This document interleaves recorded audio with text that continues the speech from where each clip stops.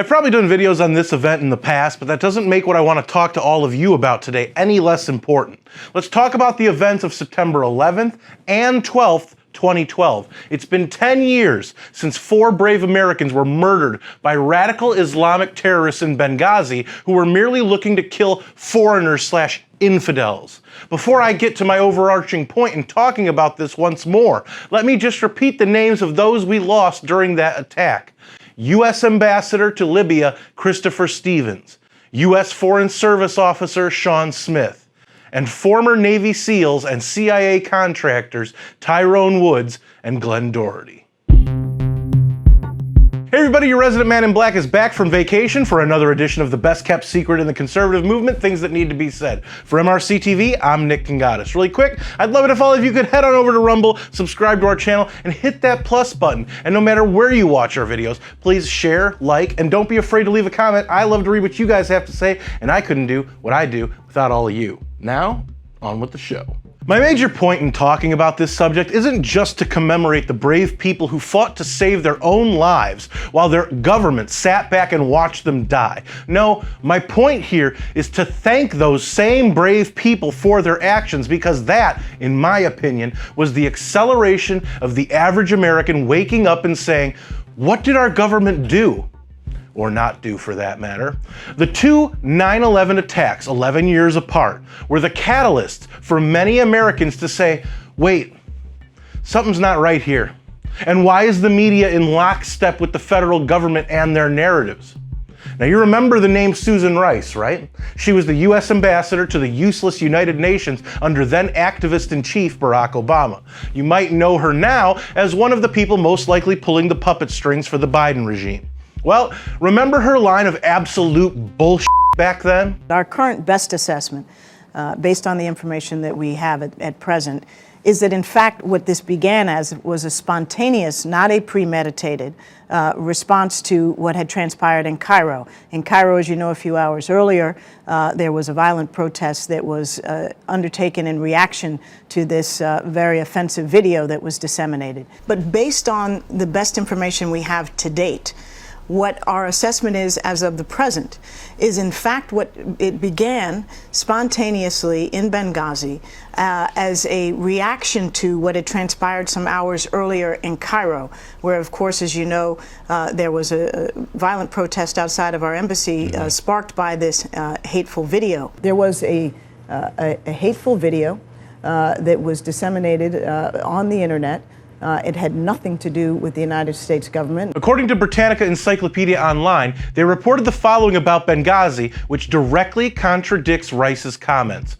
Quote, no evidence of similar protests in Benghazi could be substantiated, and other evidence emerged suggesting that the attacks were a premeditated act by the al-Qaeda-affiliated group Ansar al-Sharia, unquote. And anyone with half a brain at the time knew that the attack wasn't about some supposedly anti-Islam YouTube video with production value slightly above a puppet show at the local library. Isn't it shameful for a woman to expose herself to a man she does not know? Have you not heard what God has said in the Quran? The master may desire whom he wants, and shall be given whom he wants. It was just another example of the Obama regime playing defense for actual terrorists. And if you really want to get pissed off, despite it being a phenomenal movie, check out the film 13 Hours. It's all about what they had to go through on those 2 days in Benghazi. Chief said it's on the news back home. Something about street protests. Anti-Islamic films. We didn't hear any protests. Just reporting the news, buddy. There's no way. No way those mortars found us by chance.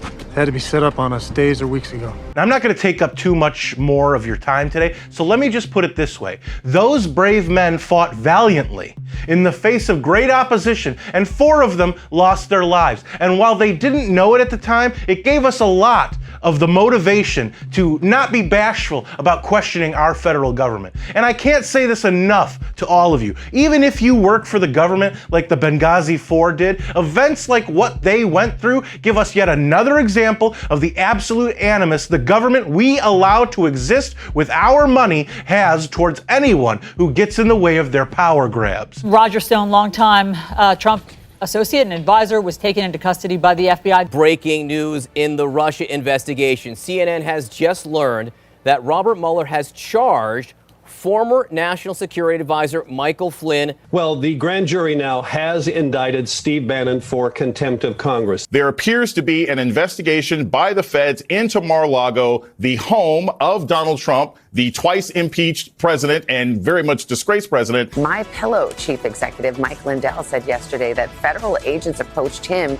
in the drive-thru of a Minnesota fast food restaurant. He claims the FBI agent seized his phone and questioned him as part of an investigation into a Colorado election security breach. You have to begin to wonder what resources the Obama regime wanted to extract from Libya for them to destabilize the region into the lawless wasteland it is today. Is it the same story as we saw in Kuwait? How about Iraq? How about Afghanistan? Egypt? And should we now add what's going on halfway around the world right now? Remember that we used to be energy independent. But that all changed when Biden took office with his executive orders, bungled the Afghanistan withdrawal, and then transferred billions of U.S. taxpayer dollars to Ukraine, ignored all of his failures, and promptly blamed them on someone else, which is exactly what a proud communist would do. Somehow, they are responsible for their wins. Everyone else is responsible for their losses. And you know how I can say all that? And what made me think like that? To put all those easily put together pieces of the puzzle together? Events like the one the Benghazi 4 and their brothers fought without the help of their own government that they were sworn to protect. I love this country. I'm pretty sure the Benghazi 4 did too. But that love is exactly why we can no longer be silent about abuses by our government, federal, state, and local, perpetrated on us every single day. So, what do all of you think out there? Am I way off the reservation on this one, or were these things that needed to be said? Let me know in the comments, where I do read most and reply to some, and don't forget to subscribe to our channel on Rumble and hit that plus button. If you like this video, don't forget to share, comment, and give it a thumbs up. Those are the best ways to help these videos reach more people, and it's the best way to let us know you want us to keep these videos coming. Subscribe to our channel and hit that notification bell so that YouTube might actually let you know when MRCTV comes out with a new video if they haven't censored it or taken it down yet. Like us on Facebook and check out more of our work at mrctv.org. For MRCTV, I'm Nick Kangadis.